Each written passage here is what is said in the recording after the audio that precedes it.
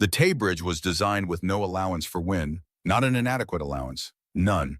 Its designer had asked an expert about a different bridge, taken the answer, and concluded that wind did not need a number at all. 11 months before it fell, the government inspector who passed the bridge wrote that he would like to return and watch a train cross it in a high wind. He never came back. The Firth of Tay is about 2 miles across at Dundee.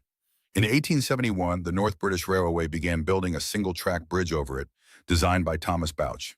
He was efficient and he was cheap, and railway boards liked him for both. The design assumed bedrock close beneath the riverbed. Trial borings had said so. The borings were wrong. The rock lay much deeper. Bouch redesigned. Fewer piers, longer spans. To save weight, he replaced solid brick piers with open skeletons of cast iron columns, braced with wrought iron bars. In the center, 13 spans ran high above the water to let ships pass to Perth. Railwaymen called them the high girders. The train ran inside them. The ironwork went to Hopkin Gilkes and Company, who cast the columns at a foundry at Wormit on the south shore. At the inquiry, the foundry's own workers described the process. The molds were damped with salt water. The cores forming the hollow centers were not properly fastened and moved, leaving columns with walls half an inch thicker on one side than the other. Where a casting came out with holes in it, the foreman filled them with a paste of beeswax, rosin, iron filings, and lampblack. The trade called it Beaumont egg. A witness explained its virtue plainly. Rubbed with a stone, it appears to be metal. The foundry manager testified he had not known it was in use. The foreman had kept it from him. There was a subtler fault. The holes for the bolts holding the bracing bars were cast rather than drilled and came out tapered. So the bolt never sat snugly. It bore against a knife edge at the rim. Tested after the collapse, the bracing failed at around 20 tons, far below what the design assumed. The Board of Trade inspected it over 3 days in February 1878. 3 days of good weather. Major General Hutchinson ran locomotives across at 40 miles an hour and passed it, subject to a limit of 25. Then he wrote the sentence about the high wind. It was a request, not a condition. Nothing required him to return, and nothing recorded that he had not. The bridge opened on the 1st of June 1878. Queen Victoria crossed it. In June 1879, Bouch was knighted. That autumn, a Dundee man named William Robertson, a former provost of the city and a partner in a large engineering firm, began timing the trains with his pocket watch. The high girders ran 3,149 feet. At the limit, a train should have taken about 85 seconds. Robertson rounded his timings up. To be fair to the railway, he recorded 60 seconds. Twice, 50. 50 seconds is roughly 42 miles an hour through a structure passed for 25. He felt the bridge move sideways as they did it and complained to the Dundee station master 3 times. Nothing changed. So in mid-December 1879, he stopped using the bridge northbound, kept his season ticket, and took the ferry. Maintenance of the ironwork fell to Henry Noble. Noble was a bricklayer, he was not an engineer, and had no instruction to report on the iron at all.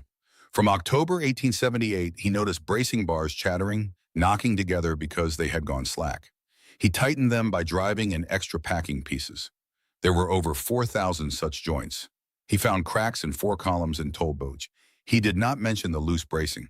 He assumed the wedges had simply been fitted badly, and in a narrow sense, he was right. On the evening of Sunday, the 28th of December, 1879, a storm was blowing up the Firth almost exactly at right angles to the bridge. Witnesses put it at force 10 to 12. Nobody measured the wind at Dundee. Glasgow recorded 71 miles an hour, averaged over an hour. At the inquiry, an expert declined to estimate what that meant at the bridge. One modern reading suggests gusts near 80. At about 13 minutes past 7, a train from Burnt Island slowed at the south cabin to collect the baton that permitted 1 train on the bridge at a time. A locomotive, a tender, 5 carriages, a luggage van. A man in the cabin watched it go.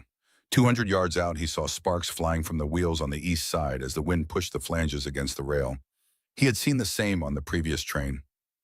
The sparks continued perhaps 3 minutes. By then the train was in the high girders.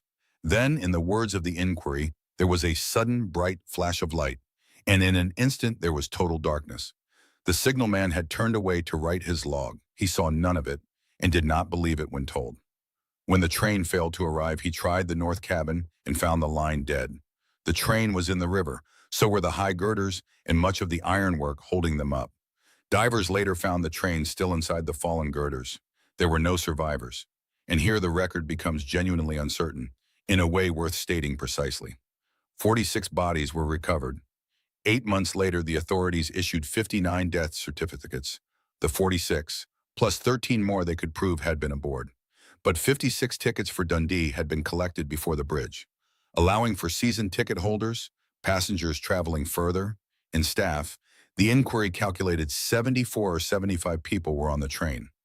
59 is what can be proved. 75 is what was estimated. Some researchers argue the higher figure came from double counting in an early newspaper report, though the inquiry took its numbers from sworn evidence, not the press. It has never been settled. A judicial inquiry opened within days.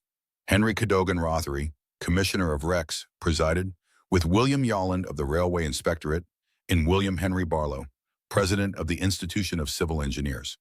They appointed the engineer Henry Law to examine the wreckage. The terms of reference never said what the inquiry was for. That omission mattered more than anything else in the proceedings. The central question was wind.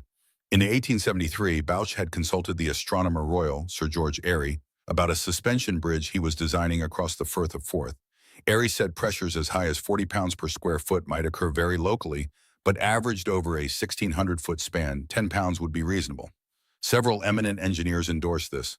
Bouch applied that answer to the Tay. Different bridge, different structure, far shorter spans. At the inquiry, Airy said his advice had been specific to suspension bridges and to the Forth. 40 pounds could act across an entire Tay span, and he would now advise designing to 120. There was no British rule at all. Law reported the bracing had failed at the lugs, the fracture running through the bolt hole in nearly every case. His conclusion was that the bridge, if perfectly built to Bouch's design, would not have failed this way. The court could not agree and produced 2 documents. The official report, signed by Barlow and Yolland, was short. It found the fall was occasioned by the insufficiency of the cross bracings and fastenings to sustain the gale. It named a component.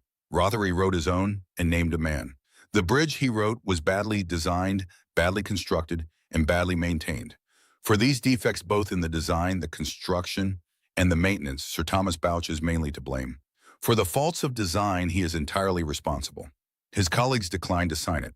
They said blame lay outside their terms of reference. When Bouch's solicitor asked whether they agreed with Rothery's sentence, they said they did not. Bouch had been paid £10,500.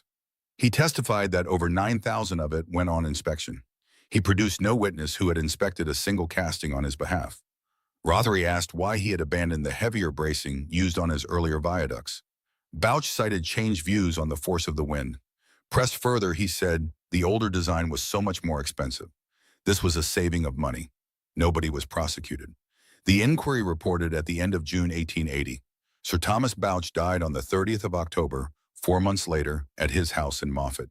Work on his 4th suspension bridge stopped the moment the Tay fell and was abandoned in 1881. The pier he began at Inchgarvie is still there, showing a couple of feet above water at high tide. The 4th was built instead by Fowler and Baker, to a cantilever design so conspicuously overbuilt that it became the definition of an overbuilt thing. The Board of Trade appointed a commission, Barlow and Yolland among them, to settle the question nobody had asked. It gave British engineering its first wind rule, 56 pounds per square foot, with a safety factor of 4. A new Tay Bridge, designed by Barlow, opened in July 1887, 18 meters upstream. It carries trains today. The stumps of the old piers are still in the water beside it. The locomotive was raised from the river, repaired, and returned to service. It ran until 1909. Enginemen called it the Diver, and some would not take it over the new bridge. 3 answers were given for why the bridge fell. Rothery named a man. Barlow and Yolland named a component. The Board of Trade named a number. Only the number was ever enforced, and it is a defensible legacy. 56 pounds per square foot built the 4th bridge and every British bridge afterbed. But it turned a question about judgment into a question about compliance. Bouch had asked an expert and been given a number, and that number was the whole of his defense. A rule tells you what to calculate.